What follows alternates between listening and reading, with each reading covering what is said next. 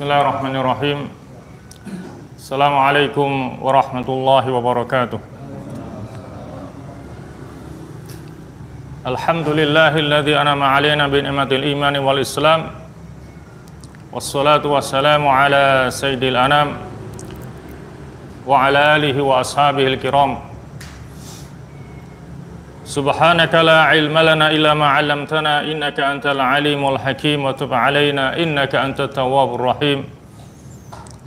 Allahumma hab lana qawlan shadiqan wa 'amalan shalihan wa farajan ajila ya arhamar rahimin. Bapak-bapak dan ibu-ibu sekalian yang dirahmati oleh Allah, syukur alhamdulillah, marilah senantiasa kita panjatkan kehadirat Allah Subhanahu wa taala atas limpahan rahmat, taufik serta hidayah juga nikmat kesehatan dan kesempatan, sehingga dengan itu semuanya pada malam hari ini kita bisa hadir dan berkumpul di majelis yang mulia ini untuk kita saling nasihat menasihati dalam kebenaran dan kesabaran. Harapan kita semoga niat dan langkah baik kita akan diterima oleh Allah Subhanahu wa taala. Tidak lupa semoga salawat dan salam tetap terlimpahkan kepada Nabi kita Muhammad sallallahu alaihi wasallam beserta para sahabat dan pengikut-pengikutnya yang pada akhirnya insyaallah akan melimpah kepada kita semuanya selaku umatnya. Amin amin ya mujibas sailin. Jamaah sekalian yang dirahmati Allah, pada kajian Islam tematik malam hari ini, tema yang coba ingin kita angkat ke permukaan adalah 24 jam mencari surga. Artinya dalam sehari semalam selama 24 jam banyak amalan-amalan yang bisa kita kerjakan yang pada akhirnya akan memudahkan kita masuk ke dalam surganya. Baik, kita mulai dari mencari surga sepanjang siang dulu, ini mestinya ya, bukan malam ya, sepanjang siang. Maaf, ini sepanjang siang ya, tidak masalah sudah.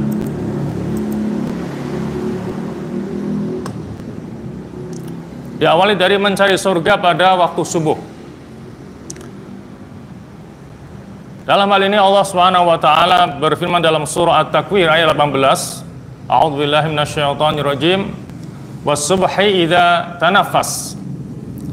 Was-subhi,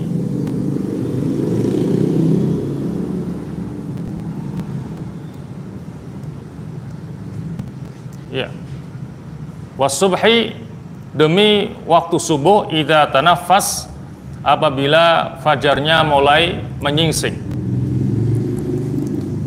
Jadi di sini Allah bersumpah dengan waktu subuh,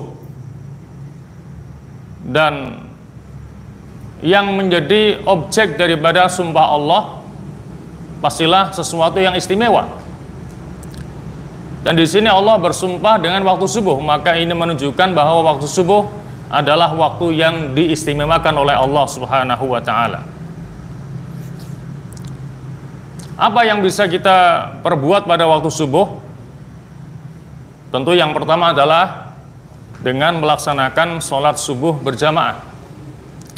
Apa keutamaannya ketika kita melaksanakan sholat subuh berjamaah? Di sini Rasulullah Shallallahu Alaihi Wasallam bersabda dalam sebuah hadisnya, "Wa man shalla subha," dan barang siapa yang melaksanakan sholat subuh. Yang penting di sini adalah fi jama'atin,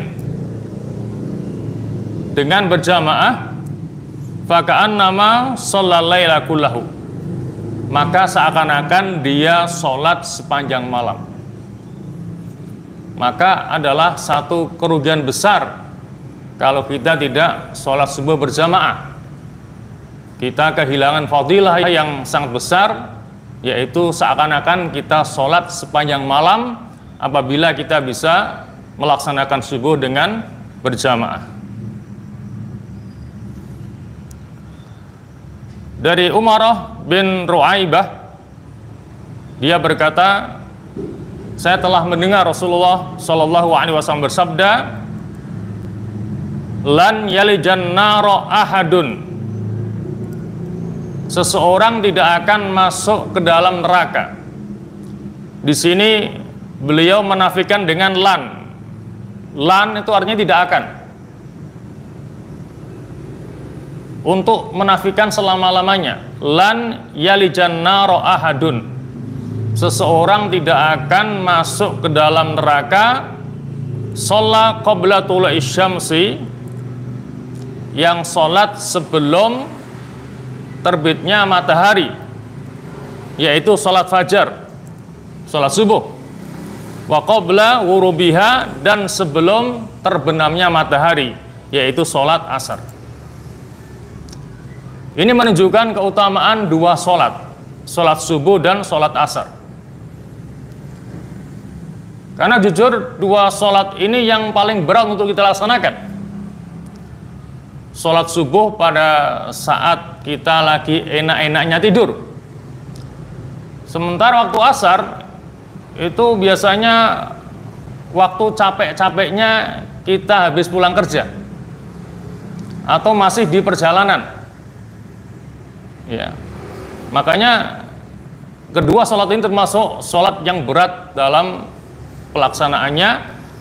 Maka barang siapa yang bisa menjaga keduanya, maka Rasulullah memberikan jaminan lan yalijan naro ahadun sholat qabla tulu'i syamsi wa qabla ghurubiha. Seseorang tidak akan masuk ke dalam neraka salat sebelum terbitnya matahari, yaitu salat subuh, wa qabla ghurubiha, dan sebelum terbenamnya matahari, yaitu salat asar.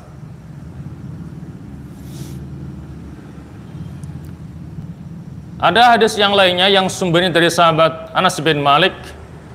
Rasulullah bersabda, man shallal ghodata, barang siapa yang melaksanakan sholat subuh. Al-ghodah itu artinya pagi, maksudnya adalah sholat subuh.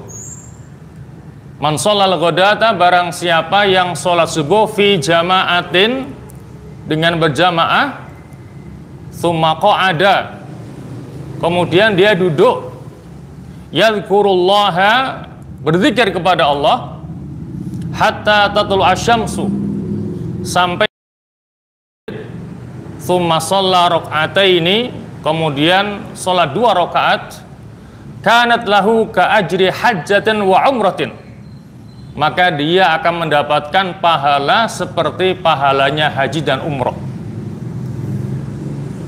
Qala, berkata, qala Rasulullah, Rasulullah bersabda, tamatin, tamatin, tamatin, sempurna, sempurna, sempurna, sampai 3 kali. Jadi barang siapa yang sholat subuh berjamaah, kemudian dia duduk di masjidnya, kemudian berzikir kepada Allah, membaca lafaz-lafaz zikir, termasuk apabila ada kuliah subuh, maka dia mendengarkan ceramah ataupun kuliah subuh sampai matahari terbenam, sampai matahari terbit. Ya, sekarang ini waktu matahari terbit kurang lebih jam 5:16 ya, itu waktu syuruk. Tsumma shalla raka'ataini, kemudian dia sholat 2 rakaat yang kita kenal dengan nama sholat isyraq ataupun sholat syuruk, al-isyraq atau syuruk, dikenal dengan sholat sunnah isyraq ataupun syuruk, sebanyak 2 rakaat. Tetapi sholat isyraq pas ketika matahari terbit, karena ada larangan agar kita tidak sama dengan ibadah yang dilakukan oleh orang-orang yang menyembah matahari, seperti agama Shinto misalnya di Jepang. harus kita lebihkan paling tidak plus 15 menit lah atau 10 menit baru kita melaksanakan sholat isyraq ini. Maka pahalanya seperti orang yang naik haji dan umroh, dan Nabi mengatakan 3 kali sempurna, sempurna, sempurna. Artinya orang yang tidak punya uang untuk naik haji maupun umroh, dia bisa mendapat dengan mudah, bahkan setiap hari, dengan melaksanakan sholat sunnah isyraq 2 rakaat. Ya. Apalagi sekarang waiting listnya sampai 19 tahun. Ditambah lagi kemarin tertunda 2 tahun, tidak tahu sampai berapa tahun nanti. Maka ini kesempatan bagi yang ingin mendapatkan pahala haji dan umroh bisa melaksanakan hadis ini. Nah, itu kiat pertama. Kemudian yang kedua, waktu duha. Abu Hurairah berkata, "Ausani khalili bi thalathin." Ausani khalili. Khalili artinya kekasihku, yaitu Rasulullah. Ausani berwasiat kepadaku bi thalathin, dengan 3 hal. La ada'uhunna hatta amu. Dan aku tidak pernah meninggalkan ketiganya sampai aku meninggal dunia. Jadi setelah Abu Hurairah diwasiati oleh Rasulullah dengan 3 hal ini, beliau senantiasa mengerjakannya sampai beliau meninggal dunia dan tidak pernah sekalipun meninggalkan ketiga wasiat daripada Rasulullah ini. Yang pertama adalah shaumi thalathati ayyamin min kulli syahrin. Ini yang pertama. Melaksanakan puasa selama 3 hari dari setiap bulan Qamariyah. Yaitu tanggal 14, 13, 14, dan 15 ya. Tanggal 13, 14, dan 15 bulan Qamariyah yang kita kenal dengan puasa Ayyamil Bid. Shaum Ayyamil Bid ya. Shaum Ayyamil Bid. Bid itu artinya putih. Berarti puasa hari-hari putih. Kenapa dinamakan hari-hari putih? Ini dikembalikan kepada malam harinya. Karena tanggal 13, 14, 15 itu biasanya bulan bersinar dengan terang. Sehingga malamnya kelihatan sangat bersinar atau putih. Makanya hari-harinya disebut dengan Ayyamil Bid, hari-hari putih. Itu tanggal 13, 14, dan 15. Itu yang pertama. Kemudian washolati duha, ini yang kedua. Melaksanakan sholat duha. Dan yang ketiga, wa naumin ala witrin. Tidur dengan melaksanakan sholat witir terlebih dahulu. Itulah 3 pesan Rasulullah kepada Abu Hurairah, yang setelah dia mendapatkan pesan ini, beliau tidak pernah meninggalkan ketiganya sampai beliau meninggal dunia. Dan salah satunya adalah melaksanakan sholat duha.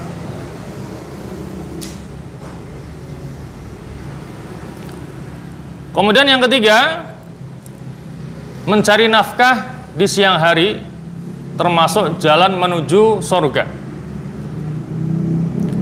Dalam surah Al-Qasas ayat 73, Allah berfirman, "Wa mir rahmatihi ja'ala lakumul laila wan nahara litaskunu fihi wa litabtahu min fadlihi wa la'allakum tashkurun."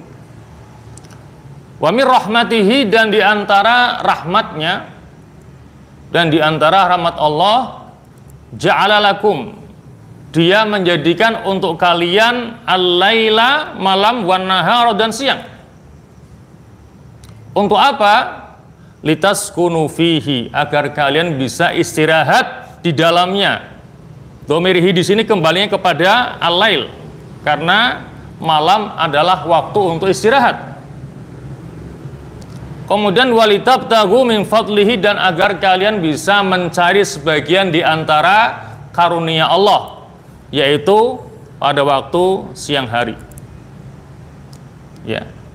Jadi di antara rahmat Allah kepada kita, Allah jadikan untuk kita malam dan siang, di mana malam adalah waktu untuk istirahat dan siang adalah waktu untuk mencari karunia dan rizki dari Allah Subhanahu wa ta'ala, wa la'allakum tashkurun, dan agar kalian semuanya bersyukur.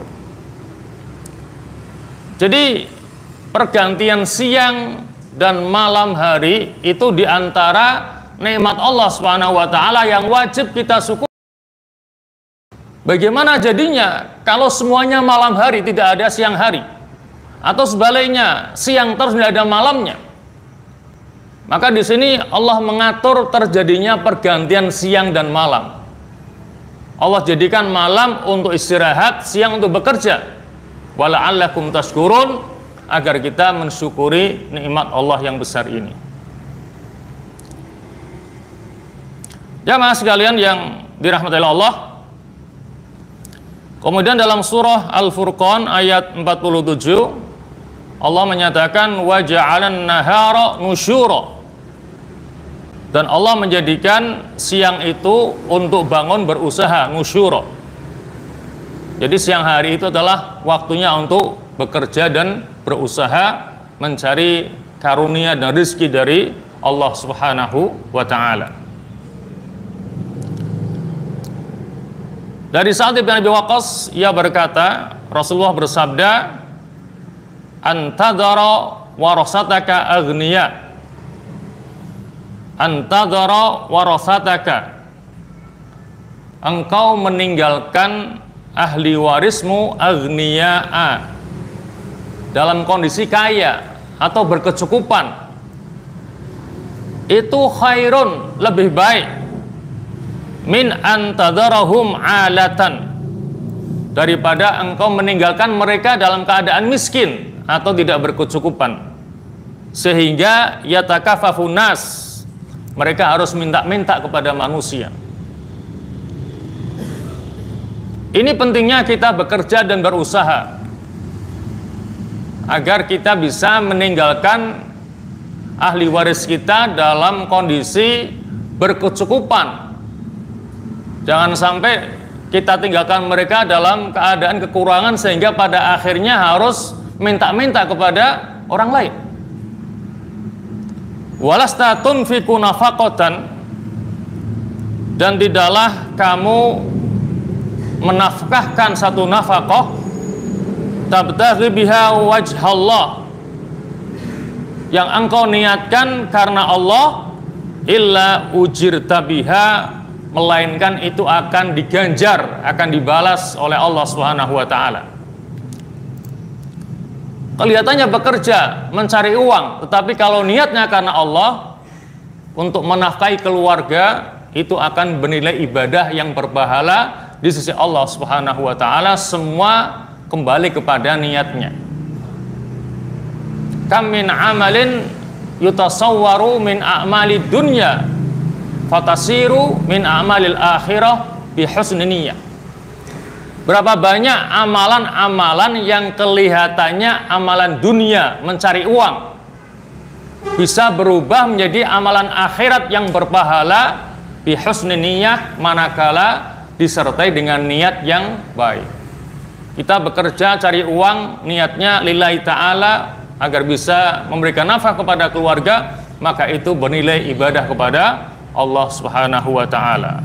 Hatta luqmata, sampai pun kepada sesuap nasi, taj'aluha fi imra'atika, yang engkau masukkan ke dalam istrimu, itu juga merupakan sesuatu yang berpahala di sisi Allah Subhanahu wa ta'ala. Jamaah sekalian yang dirahmati Allah, kemudian yang keempat adalah menuntut ilmu agama juga merupakan jalan menuju surga. Hadis yang insya Allah kita sudah sering mendengarnya terkait dengan mencari ilmu, yaitu apa? Man salaka tariqan yaltamisu fihi ilman sahhalallahu lahu bihi tariqan ilal jannah. Wa man salaka tariqan, dan barang siapa yang menempuh satu jalan, seperti jenengan dari rumah menuju ke tempat ini, ya, berarti kan menempuh jalan. Yaltamisu fihi ilman, dengan niat untuk mencari ilmu. Apa keutamaannya? Sahhalallahu lahu bihi tariqan ilal jannah, maka Allah akan memudahkan bagi kita jalan menuju surga. Lantas bagaimana yang ngajinya lewat live streaming seperti ini? Ya tentu tidak dapat fadilah ini. Ya. Karena ada syarat dengan menempuh jalan. Harus keluar rumah menuju ke majelis taklim, baru bisa mendapatkan keutamaan daripada hadis ini. Yang ngajinya cuma lewat YouTube atau live streaming, tidak dapat itu. Ya silahkan, manakala ada uzur ya, mau ngaji ternyata kok tidak enak badan, ya sudah, ngajinya lewat YouTube tidak masalah. Tapi ketika tidak ada uzur, usahakan datang ke majelis taklim, karena fadilnya luar biasa. Dengan kita hadir ke majelis ilmu, maka Allah akan mudahkan kita jalan menuju surga. Karena kita ngaji mencari ilmu itu sebagai bekal ibadah kita kepada Allah Subhanahu wa taala. Jangan sampai ibadah kita tidak didasari dengan ilmu. Jadi itu relevansinya. Kenapa dengan hadir ke majelis taklim akan memudahkan kita masuk ke dalam surga? Karena dengan ngaji kita akan banyak tahu apa-apa yang sebelumnya kita tidak tahu, sebagai bekal kita beribadah kepada Allah. Karena ibadah kita didasari dengan ilmu, maka insya Allah akan benar. Karena benar akan diterima oleh Allah. Kalau ibadah kita diterima, maka itu akan memudahkan kita masuk ke dalam surganya. Mafhumul mukhalafahnya, pemahaman kebalikannya, bagi orang yang malas cari ilmu agama, maka dikhawatirkan ibadahnya tidak betul. Karena ibadahnya tidak berdasarkan ilmu. Kalau ibadahnya tidak betul, maka kemungkinan besar tidak akan diterima oleh Allah Subhanahu wa taala. Kalau tidak diterima, ya konsekuensinya akan sulit masuk ke dalam surganya Allah. Ya. Jadi itulah keutamaan yang dijanjikan oleh Rasulullah bagi siapa-siapa yang rajin hadir ke majelis taklim, maka Allah akan mudahkan baginya jalan menuju surga.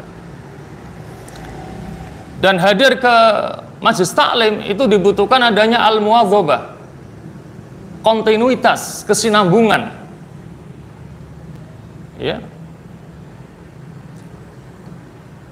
Pernah Al-Imam Abu Hanifah memberikan pesan kepada salah seorang muridnya, yaitu Abu Yusuf Al-Qadhi. Kepada muridnya Abu Yusuf Al-Qadhi, Abu Hanifah mengatakan, kunta balidan, kamu bodoh. Akhrajatkal muwadzabatu fid darsi, kesinambunganmu dalam belajar itulah yang telah mengeluarkanmu dari kebodohan. Wa iyyaka wal kasala, tinggalkan sifat malas. Fa innahu syu'mun wa afatun azimatun, karena malas itu adalah sifat yang jelek dan akan mendatangkan bencana yang besar. Itu sebuah pesan dari Al-Imam Abu Hanifah kepada salah seorang muridnya yang bernama Abu Yusuf Al-Qadhi. Sehingga tercatat Abu Yusuf Al-Qadhi itu berguru kepada Abu Hanifah kurang lebih selama 30 tahun. Dan belum pernah sekalipun ketinggalan majelis taklimnya. 30 tahun. Setiap ada majelis gurunya, ada Abu Hanifah, ada Abu Yusuf Al-Qadhi. Ini bukan hitungan minggu atau bulan, 30 tahun, bayangkan. Belum pernah absen sekalipun dari majelis gurunya Al-Imam Abu Hanifah. Akhirnya dia menjadi seorang qadhi, seorang hakim, bahkan mendapatkan gelar sebagai qadhi qudhatid dunia, hakimnya para hakim di seluruh dunia. Itulah gelar spektakuler yang disandang oleh Abu Yusuf Al-Qadhi. Beliau adalah orang yang gila terhadap ilmu, sampai kejadian satu hari anaknya meninggal dunia, dan pas hari itu dia harus menghadiri majelis gurunya, yaitu Al-Imam Abu Hanifah. Maka dengan teganya seorang ayah hari itu tidak melihat bagaimana anaknya dimandikan, bagaimana anaknya dikafani, tidak mensolati jenazah anaknya, bahkan tidak ikut menguburkan jenazah anaknya sendiri. Gara-gara apa? Untuk bisa menghadiri majelis gurunya Al-Imam Abu Hanifah. Orang tua gila, tapi gila ilmu. Kita akan mengatakan dia orang gila, tapi gila ilmu. Bayangkan, anaknya sendiri mati, diserahkan kepada tetangganya. Karena dia punya prinsip. Prinsipnya apa? Mencari ilmu hukumnya fardu ain, mengurus jenazah hukumnya fardu kifayah. Kalau sudah ada yang ngurus jenazah anaknya sendiri, maka gugur kewajiban atas dirinya, maka dia lebih mengutamakan mencari ilmu, hadir ke majelis taklim gurunya Al-Imam Abu Hanifah. Orang tua gila itu, gila terhadap ilmu. Makanya kita harus semangat untuk hadir ke majelis taklim, karena ini fadilahnya sangat besar sekali. Dengan kita hadir ke majelis taklim, maka Allah akan mudahkan kita jalan menuju surga. Jamaah sekalian yang dirahmati Allah, yang kelima, mendidik anak dengan ilmu agama jalan menuju surga.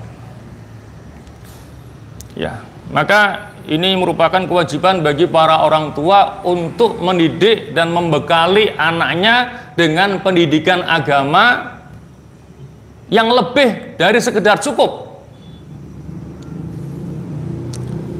Di sini ada sebuah hadis dari Rasulullah SAW.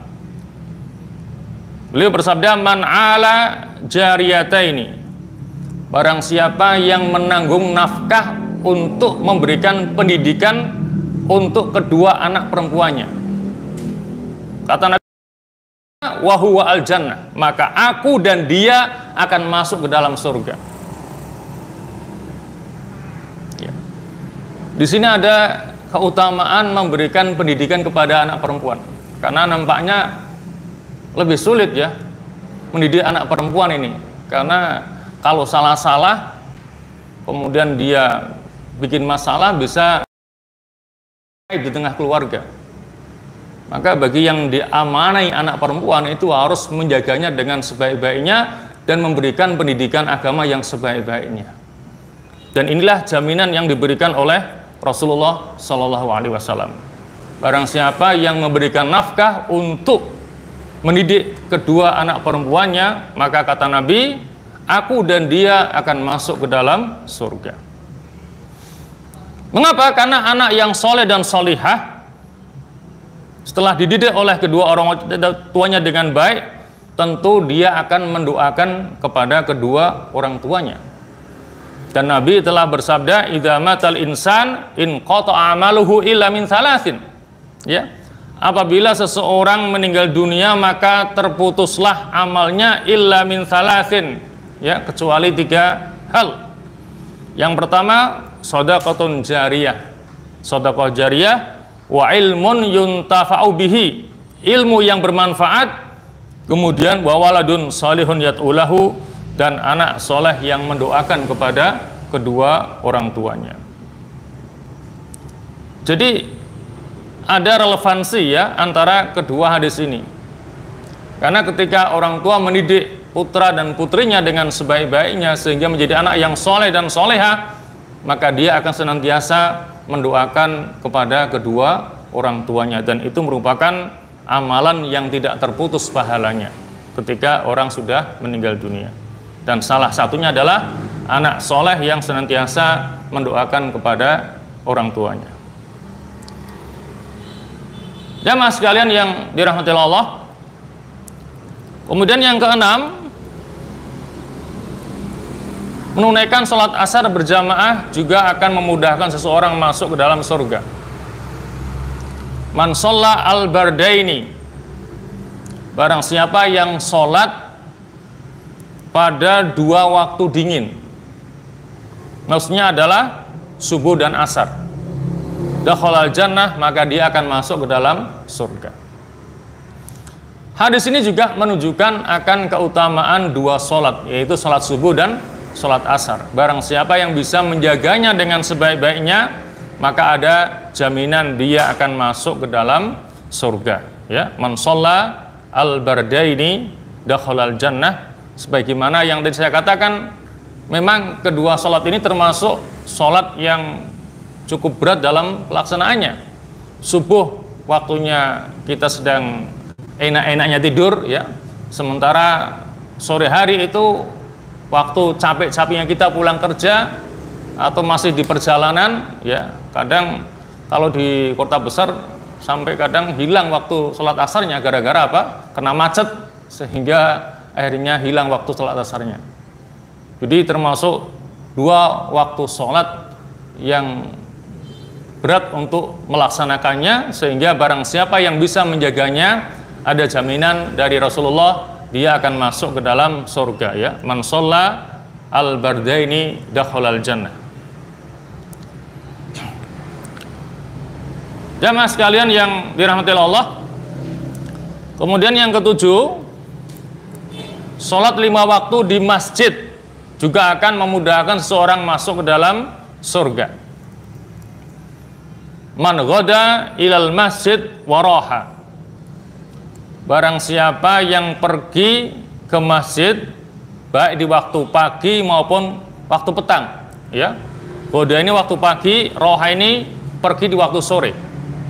Barang siapa yang pergi ke masjid baik di waktu pagi maupun petang, a'addallahu lahu nuzulahu minal jannah, maka Allah akan persiapkan baginya tempat tinggal di surga. Kullama ghada aw roha, setiap kali dia pergi baik di waktu pagi maupun waktu petang. Jadi inilah keutamaan yang akan didapatkan oleh orang-orang yang senantiasa berusaha untuk bisa sholat jamaah di masjid ataupun di musola. Jamaah sekalian yang dirahmati Allah, yang ke-8, berperang membela agama Allah juga akan memudahkan seseorang masuk ke dalam surganya. Sabda Rasulullah Shallallahu Alaihi Wasallam, ar-rauhatu wal ghadwatu, artinya pergi di sore hari dan di pagi hari, fi sabilillah, dalam berperang di jalan Allah, afdalu, itu lebih utama, minad dunya wa ma fiha, daripada dunia dan seisinya. Ya, seseorang yang berangkat untuk berperang di jalan Allah baik di waktu pagi maupun petang, itu lebih utama daripada dunia dan seisinya. Yang perlu kita garis bawahi di sini adalah bahwa berperang membela agama Allah bukan hanya memerangi orang kafir, termasuk memerangi hawa nafsu, juga itu termasuk jihad fi sabilillah. Iya. Karena apa? Inna nafsa la amaratun bisu, ya. Sesungguhnya nafsu itu senantiasa memerintahkan kepada kita untuk melakukan asu, ya, hal-hal yang tidak baik, maka kita harus mampu untuk memeranginya. Ya. Maka nafsu ini harus bisa kita tunggangi, bukan malah kita yang ditunggangi oleh nafsu kita. Karena dikatakan nafsu itu kalmatiyah, ya. Nafsu itu seperti hewan tunggangan. Tinggal kita yang menungganginya, dalam arti mengendalikannya, atau malah sebaliknya kita yang ditunggangi oleh nafsu kita. Kita yang dikendalikan oleh nafsu kita. Pilihannya kembali kepada kita masing-masing, ya. Karena nafsu dikatakan kalmatiyah, seperti hewan tunggangan, ya. Dan memerangi nafsu itu juga termasuk jihad fi sabilillah. Kemudian yang ke-9, ini khususnya untuk ibu-ibu ini. Ibu rumah tangga di rumah, itu juga aktivitasnya bisa menyebabkan dia mudah masuk ke dalam surga. Dalam hal ini ada sebuah hadis yang berbunyi idza shallatil mar'atu khamsaha. Apabila seorang wanita melaksanakan sholat 5 waktunya, ini yang pertama. Ya, menjaga sholat yang 5 waktu dengan sebaik-baiknya. Tidak ada yang bolong-bolong. Wa shamat syahroha. Kemudian dia melaksanakan puasa wajibnya, yaitu puasa di bulan Ramadan. Wa hassanat farjaha, dan menjaga kehormatan dirinya dari melakukan perbuatan yang tercela. Wa ata'at ba'laha, dan taat kepada suaminya. Dakhalat, maka dia akan masuk min ayyi abwabil jannati sya'at. Dia akan masuk dari pintu surga mana saja yang dia kehendaki. Syaratnya dia harus melaksanakan keempat hal ini. Ya, menjaga sholatnya yang 5 waktu, kemudian melaksanakan puasa Ramadan dengan sebaik-baiknya, menjaga farjinya, menjaga kehormatan dirinya, kemudian taat kepada suaminya, maka akan dikatakan kepadanya silakan Anda masuk ke surga dari pintu mana saja yang kamu kehendaki. Nah, jadi itulah kurang lebih ada 9 amalan yang bisa kita kerjakan sepanjang siang. Ya, yang apabila kita mengerjakannya, maka insya Allah itu akan memudahkan kita masuk ke dalam surganya Allah Subhanahu wa ta'ala. Nah, berikutnya adalah mencari surga sepanjang malam. Ya, kalau tadi sepanjang siang, sekarang sepanjang malam. Karena targetnya adalah 24 jam.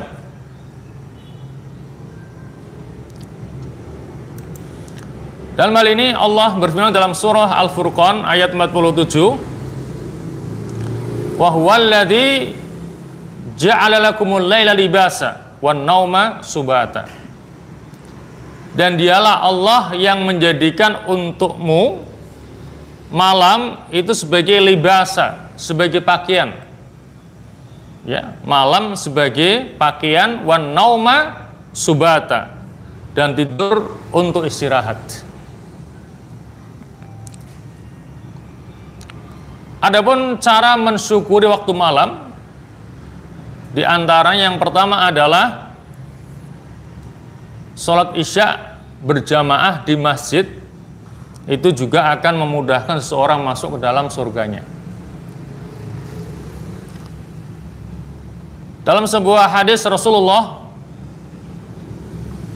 beliau bersabda, man shallal isya'a, barang siapa yang melaksanakan sholat isya fi jama'atin, ya, dengan berjamaah, faka'annama qama nisfal laili, maka seakan-akan dia sholat setengah malam.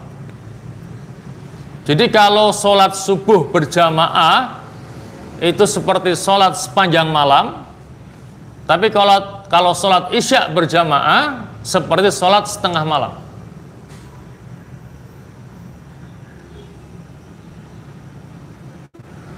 Kan luar biasa ini. Kita kalau mencoba sholat malam 1 jam saja itu sudah rasa capek ya. Itu baru 1 jam. Bagaimana kalau sepanjang malam atau setengah malam? Ternyata itu bisa kita dapatkan keutamanya dengan mudah. Kita bisa mendapatkan keutamaan seakan-akan sholat sepanjang malam dengan sholat subuh berjamaah. Dan kita bisa mendapatkan keutamaan seakan-akan kita sholat setengah malam dengan sholat isya berjamaah. Ya. Luar biasa keutamaannya. Ya. Apalagi bisa sholat berjamaah 5 waktu luar biasa. Ya. Jamaah sekalian yang dirahmati Allah. Kemudian yang kedua, amalan yang bisa kita kerjakan di malam hari adalah berwudu dan berdoa sebelum tidur. Itu juga akan bisa memudahkan kita masuk ke dalam surganya. Dari Al-Bara' bin Azib radhiyallahu anhu, dia berkata, telah bersabda Rasulullah sallallahu alaihi wasallam, "Idza ataita madja'aka." Jika engkau mendatangi tempat tidurmu, ya, mau tidur, fatawaddo, maka berwuduklah kamu. Wudu seperti wudukmu untuk sholat. Artinya apa? Ya wudu dengan sempurna. Jadi tidak ada bedanya ketika wudu mau tidur dengan wudu mau sholat, itu sama. Jadi terkait dengan masalah wudu, itu perintahnya bukan sekedar wudu, tapi isbaghul wudu, menyempurnakan wudu. Jadi wudu yang baik dan benar, kemudian sunnah-sunnahnya juga dikerjakan. Ya, jika engkau mau datang ke tempat tidurmu, maka berwuduklah kamu sebagaimana wudukmu untuk sholat. Tsumma taji' ala syikikal aiman, kemudian berbaringlah atau tidurlah pada bagian tubuhmu yang sebelah kanan. Ya, artinya tidurnya tidur miring, ya, pada lambung yang sebelah kanan, bukan yang sebelah kiri. Mengapa? Karena di sebelah kiri ada jantung. Kalau kita tidurnya miring ke sebelah kiri, nanti jantung kita akan terganggu fungsinya, karena akan kegencet sehingga tidak akan bisa melaksanakan tugasnya dengan sebaik-baiknya. Jadi tidurnya adalah miring ke sebelah kanan, ya, lambung sebelah kanan yang nempel di tempat tidur. Dan ada larangan tidur dengan tertelungkup, ya, karena itu adalah tidurnya penghuni neraka. Ya, jadi pilihannya dua, antara miring sebelah kanan sama terlentang. Ya, silakanlah. Kalau kita terus di sebelah kanan juga kadang tidak nyaman, ya, karena panas, ya. Ya, silakan bolak-baliklah antara itu dan terlentang.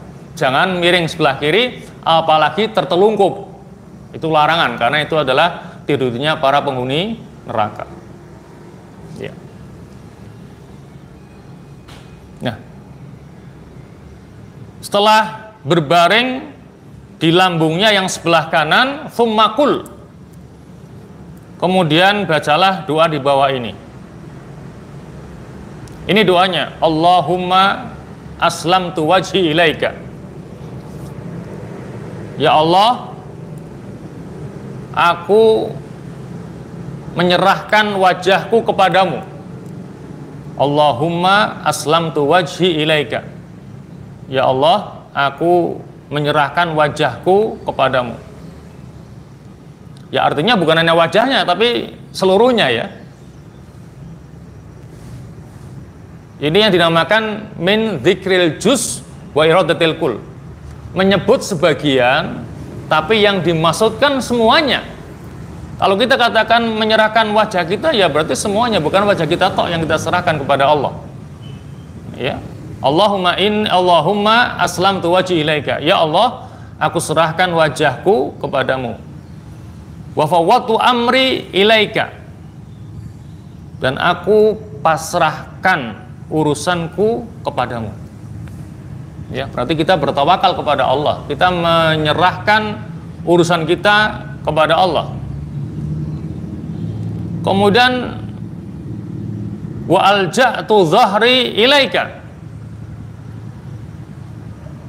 Dan aku bisa diartikan di sini, ya, menyerahkan punggungku kepadamu, dhahri. raghbatan wa rahbatan, dengan perasaan senang dan takut, ilaika, kepadamu.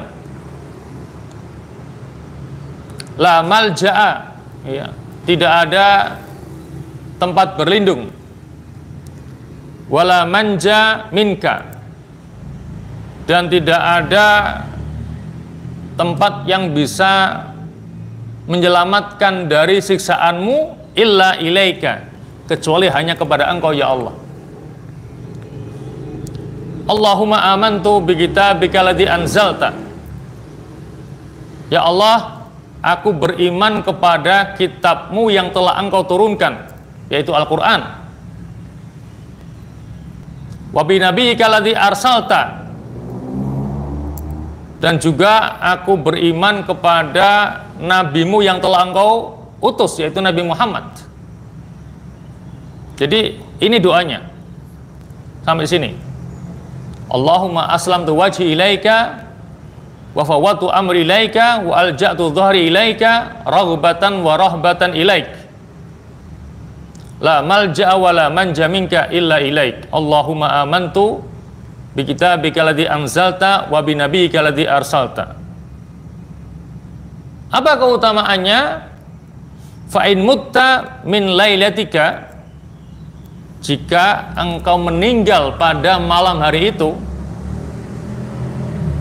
tidur bablas tidak bangun-bangun, ya, tetapi sebelumnya sudah baca doa ini. Jika engkau meninggal pada malam hari itu, fa anta alal fitrah, maka engkau meninggal dalam keadaan suci, ya, meninggalnya dalam keadaan fitrah, dalam keadaan suci. Waj'alhunna, dan jadikanlah doa ini akhirama tatakallamu bihi, ya, sebagai doa terakhir yang kamu baca sebelum kamu tidur. Itu pesan daripada Rasulullah Shallallahu Alaihi Wasallam. Setelah baca doa ini baru tidur.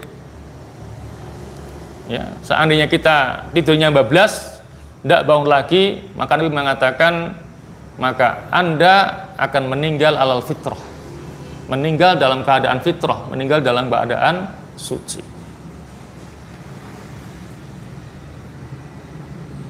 Dan ini waj'alhunna akhira ma tatakallamu bihi, ini menunjukkan bahwa setelah baca doa ini ya kita tidak usah baca yang lainnya lagi, apalagi ngobrol.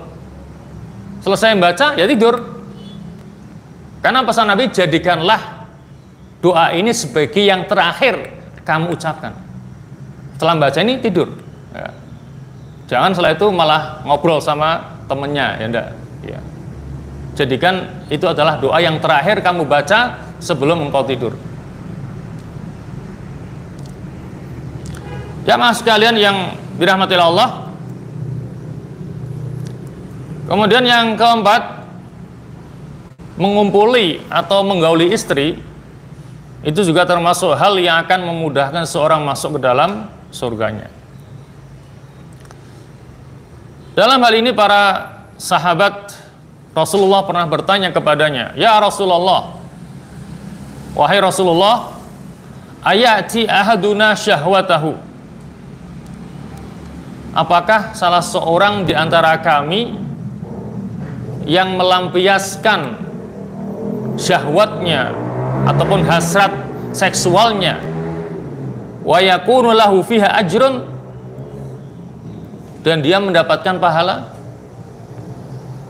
Ini pertanyaan dari para sahabat kepada Rasulullah Sallallahu Alaihi Wasallam. Wahai Rasulullah, apakah ketika seseorang itu melampiaskan hasrat seksualnya, apakah dia mendapatkan pahala? Maka Nabi mengatakan, ara'aitum, tidakkah kalian perhatikan, law wada'aha fi haram, seandainya dia meletakkannya dengan cara yang haram, dengan berzina misalnya, akana alaihi fiha wizrun, apakah dia tidak mendapatkan wizrun, dosa? Fakadzalika idza wada'aha fil halal, demikian pula kalau dia meletakkannya dengan cara yang halal, kana lahu ajron, maka dia akan mendapatkan pahala. Ya. Jadi mendatangi istrinya, bergaul dengannya adalah juga termasuk amalan yang akan bisa memasukkan seseorang ke dalam surganya.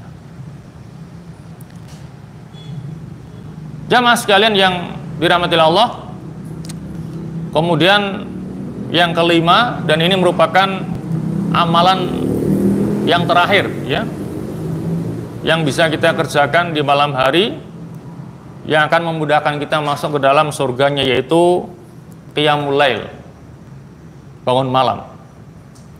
Untuk melaksanakan sholat malam itu juga akan memudahkan seseorang masuk ke dalam surganya. Beribadah kepada Allah Azza wa Jalla pada malam hari lebih dekat dengan surga. Firman Allah Subhanahu wa taala dalam surah Al-Muzammil ayat 6. Ya. Inna nasyi'atal laili hiya ashaddu wat'aw wa aqwamu qila. Inna nasyi'atal laili, ya. Sesungguhnya bangun di waktu malam, hiya ashaddu wat'a, adalah lebih tepat untuk khusyuk. Ya, karena kita sholat dalam suasana hening, suasana sepi, maka itu akan lebih membantu kita untuk bisa khusyuk dalam sholat kita. Itu makna asyaddu wat'a, lebih tepat untuk khusyuk, ya, asyaddu wat'a. Kemudian wa aqwamu qila, dan bacaan di waktu itu lebih berkesan, karena kita baca di dalam sholat dalam suasana yang hening dan sepi, maka itu akan lebih memberikan kesan yang mendalam, ya, ketimbang dibaca bukan di malam hari.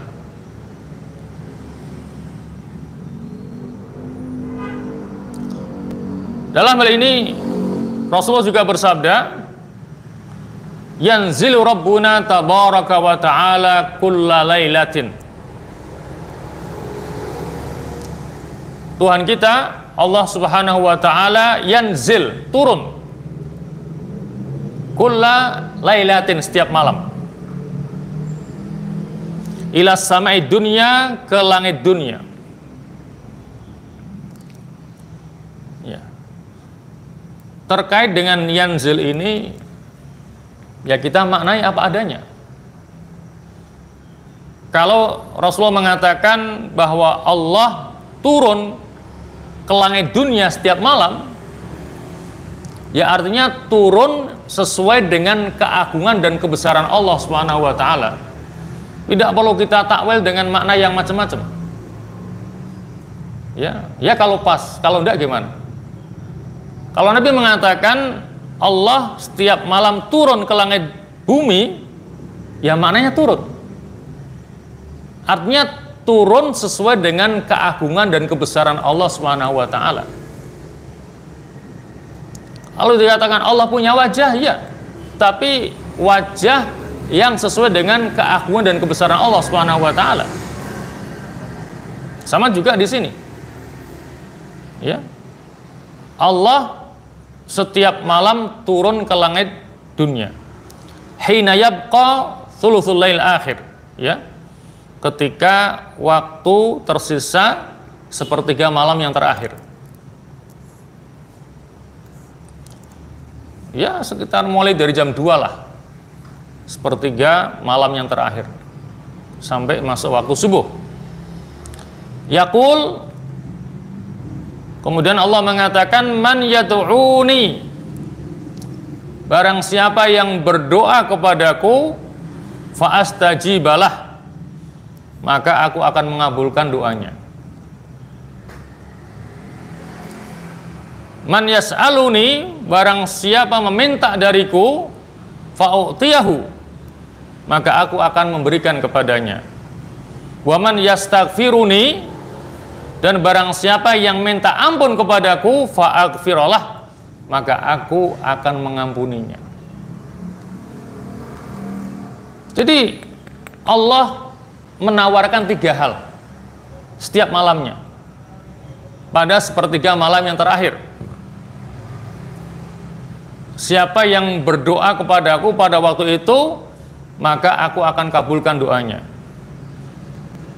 Siapa yang minta dariku, maka aku akan kabulkan, berikan permintaannya. Dan barang siapa yang minta ampun kepadaku, maka aku akan ampuni dosa dan kesalahan-kesalahannya. Jamaah sekalian yang dirahmati Allah, jadi itulah kurang lebih amalan-amalan sepanjang siang dan malam hari selama 24 jam yang bisa kita kerjakan, yang apabila kita kerjakan dengan penuh keikhlasan niatnya karena Allah, maka insya Allah itu akan memudahkan kita untuk masuk ke dalam surganya. Karena memang kita semuanya berharap, ya, berharap untuk bisa masuk ke dalam surganya Allah Subhanahu wa Ta'ala. Karena surga adalah tempat yang sangat indah dengan segala kenikmatan yang ada di dalamnya. Kenikmatan surga adalah kenikmatan yang belum pernah dilihat oleh mata, belum pernah didengar oleh telinga, dan belum pernah terlintas dalam alam pikiran manusia. Sebagaimana yang Allah nyatakan dalam hadis qudsinya, a'dadtu li'ibadiyas shalihin ma la 'ainun ra'at wa la udhunun sami'at wa la khatara 'ala qalbi bashar.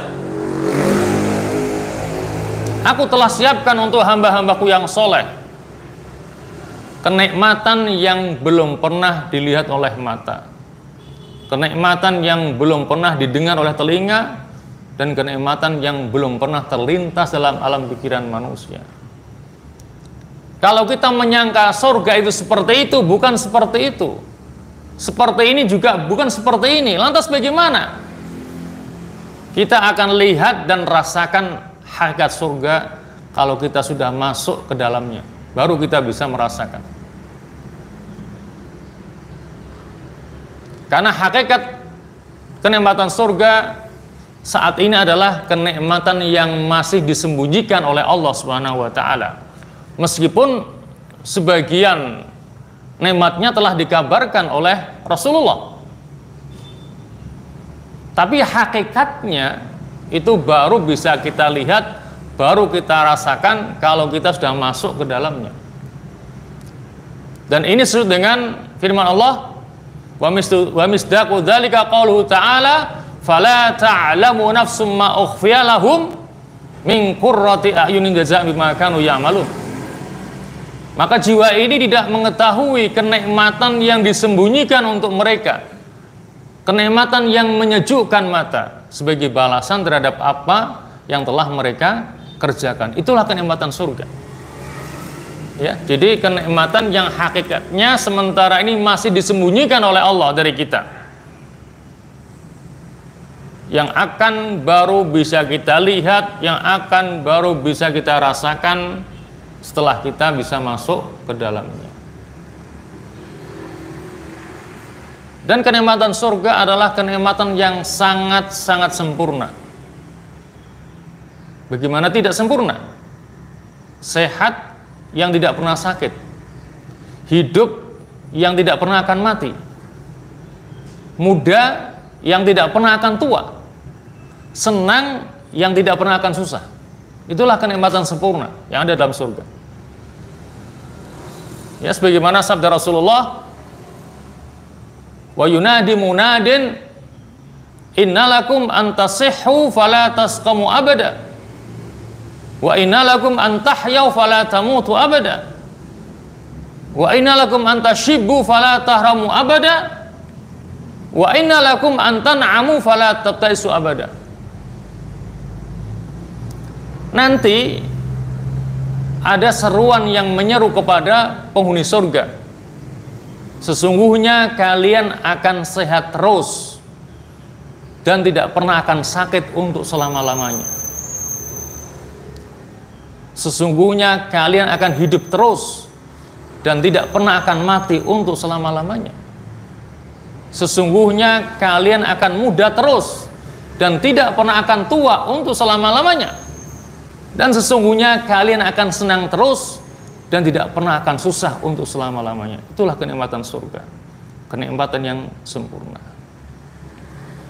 Untuk itu kita mohon kepada Allah, semoga apa yang tadi kita bahas bersama, kita bisa mengamalkannya sesuai dengan kemampuan kita masing-masing, sehingga harapannya dengan mengamalkan itu semuanya akan bisa memudahkan kita masuk ke dalam surganya, sehingga kita bisa menikmati semua kenikmatan-kenikmatan yang ada di dalamnya. Amin amin ya mujibas sailin. Barangkali itulah yang bisa kita kaji pada malam hari ini. Sebelum saya tutup dengan doa, mungkin ada yang mau bertanya? Kalau ada silakan.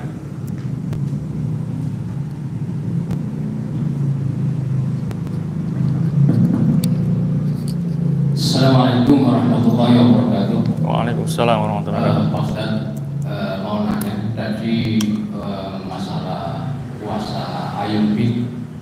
Ayamul Bid ya. Ayamul Bid ya, nah.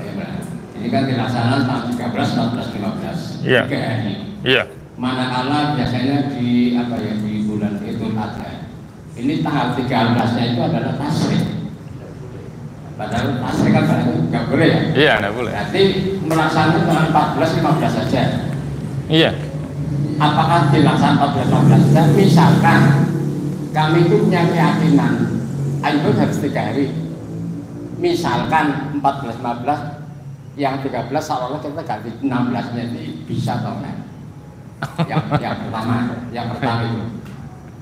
Kemudian yang kedua, ini mungkin barangkali masalah waris. Mungkin kalau kita baca ini, kalau untuk laki-laki kan 2 bagian gitu ya, perempuan 1 bagian. Apakah boleh pembagian waris ini adalah sepakat sama antara perempuan dan laki-laki 1 bagian semuanya? Oh gitu. Terima kasih. Ya. Baik, tadi masalah puasa Ayamil Bid ya. Puasa hari-hari putih tanggal 13, 14, 15 dari bulan Komariah.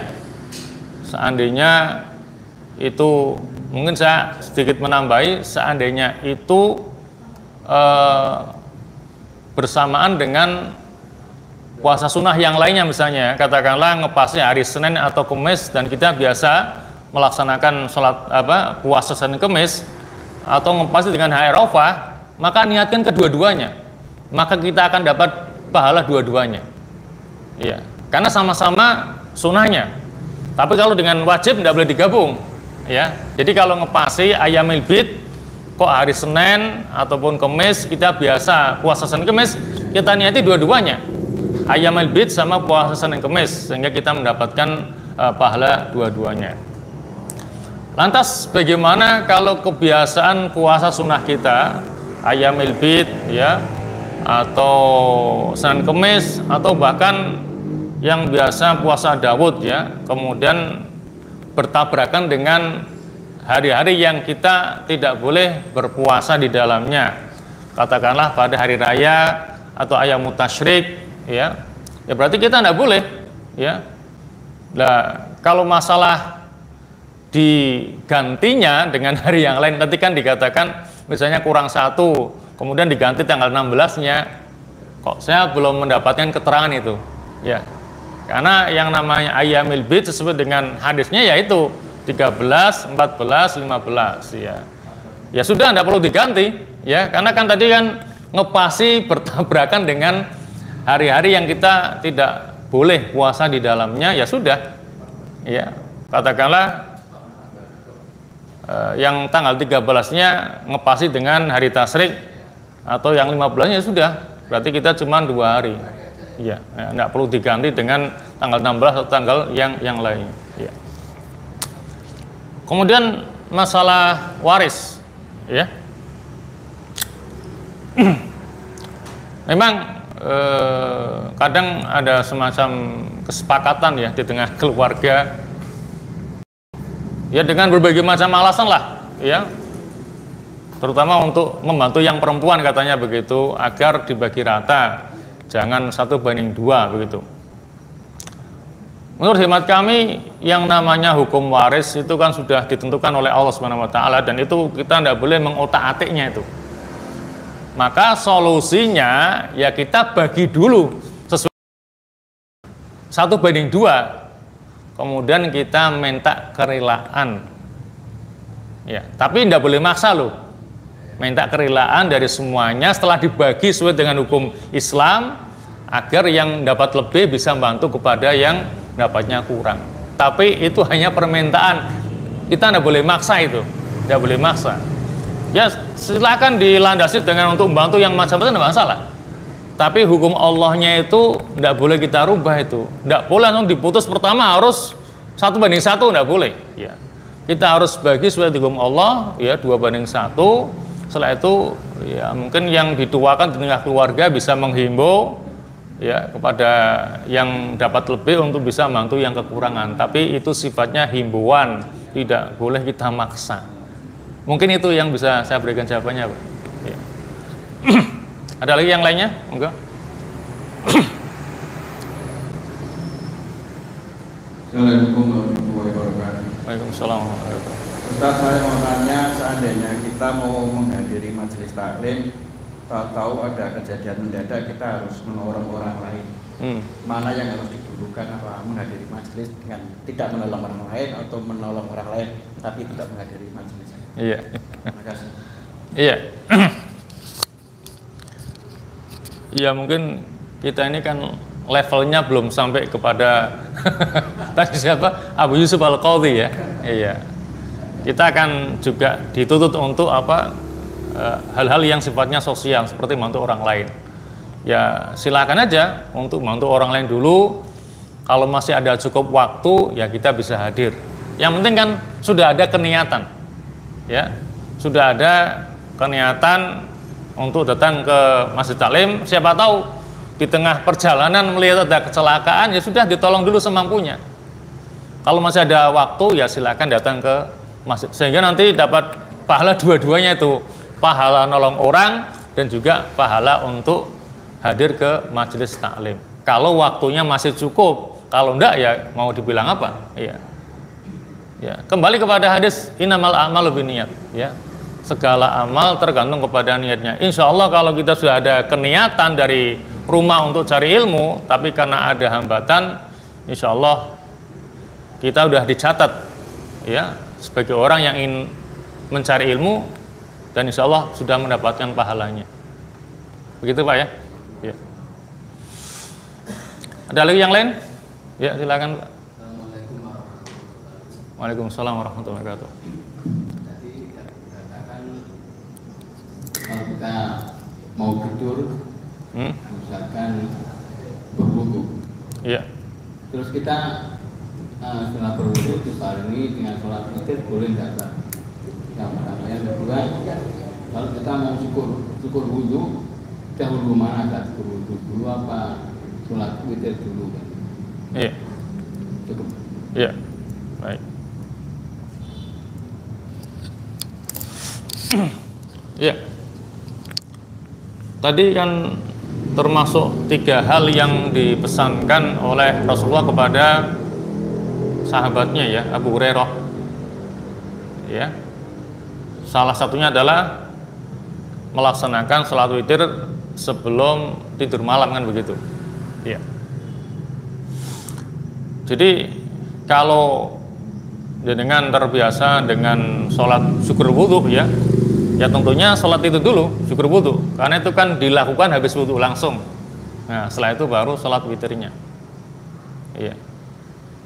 Seandainya jenengan sholat witir sebelum tidur, kemudian nanti tengah malam kok bangun lagi untuk sholat tahajud, ya cukup dengan 1 witir, jangan ditambahin nanti witir lagi. Karena Nabi mengatakan la witroni fil lail, tidak ada 2 witir dalam 1 malam. Karena arti witir adalah ganjil. Tergantung ya dengan witirnya berapa, mau 3 langsung atau 2-1, yang penting kan ganjil. Kalau sudah witir sebelum tidur, kemudian jam 2 katakanlah bangun tahajud, kemudian ditutup dengan witir lagi, R-nya bukan witr tapi syafa. Syafatornya genap. Tadi 3 tambah 3 jadi kan 6. Mananya bukan lagi witr tapi syafa. Syafatornya genap. Ya. Jadi Nabi mengatakan la witroni fil lail, ya, tidak ada 2 witir dalam satu malam. Katakanlah orang yang biasa ketika bulan Ramadan ya habis tarawih kan witiran. Kemudian ketika malam harinya kok bangun tahajud, ya jangan pakai witir lagi. Ya salat tahajud, ya. Jangan ditutup dengan witir lagi. Artinya berubah dari witir jadi syafa. Artinya tidak lagi witir tapi namanya genap. Ya, begitu. Itu Pak ya? Iya. Cukup atau ada lagi? Cukup ya? Baik, semoga yang kita kaji ada manfaatnya, dan marilah kita akhiri ta'lim kita dengan doa bismillahirrahmanirrahim. Alhamdulillahirabbil alamin. Hamdan yuwafi ni'amahu wa yukafi mazidah. Ya Rabbana lakal hamdu kama yanbaghi li jalali wajhikal karim wa 'azimi sultanik. Allahumma shalli wa sallim ala Muhammad wa ala ali Muhammad. Allahumma la tada' lana fi maqamina hadha dhanban illa ghafartah wala hamman illa farajtah wala karban illa nafastah wala maridan illa syafaitah wala dainan illa qadaitah wala mu'asiran illa yassartah wala dhalan illa hadaitah wala ghaiban illa radattah wala hajatan min hawajid dunya hiya laka ridha wa lana fiha salah illa antana ala qadaiha wa yassartaha lana bi rahmatika ya arhamar rahimin. Allahumma ja'al ijtima'ana hadha ijtima'an marhuma waj'al tafarruqana ba'dahu tafarruqan ma'suma wa la taj'al fina wa la ma'na syaqiyan wa la mahruma. Allahumma la tufarriq hadzal jamal mubarak fi hadzal makanil mubarak illa bidhanbin maghfur bin mastur wa amalin mutaqabbalin mabrur ya aziz ya ghafur ya rabbal alamin. Allahumma hadzal du'a wa minkal ijabah ya sami'ad du'a ya dzal manni wal ata. Wa sallallahu ala Muhammadin wa alihi wa sahbihi wa sallam walhamdulillahi rabbil alamin. Wassalamu alaikum warahmatullahi wabarakatuh.